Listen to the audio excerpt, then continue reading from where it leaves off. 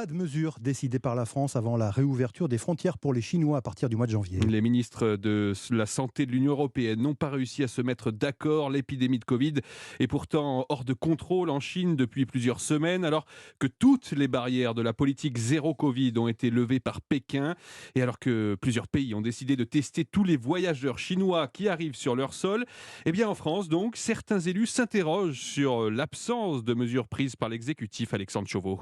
Oui, à l'image de ce tweet ironique publié hier soir par Philippe Juvin, le député LR des Hauts-de-Seine et chef des urgences à l'hôpital Georges Pompidou à Paris a voulu lister les décisions prises par les autorités sanitaires françaises face à l'explosion des cas de Covid-19 en Chine.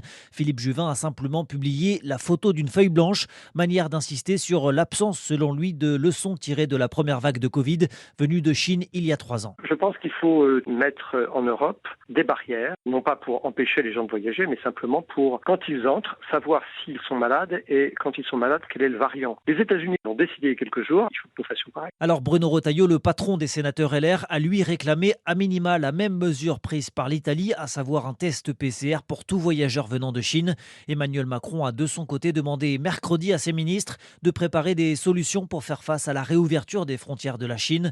L'Élysée assure que des décisions seront prises dans les prochains jours, mais le sujet pourrait rapidement venir s'ajouter à la liste des priorités de la rentrée. Alexandre Chauveau du service politique d'Europe 1. Des coupures d'électricité dans la plupart des régions d'Ukraine, selon le président Zelensky.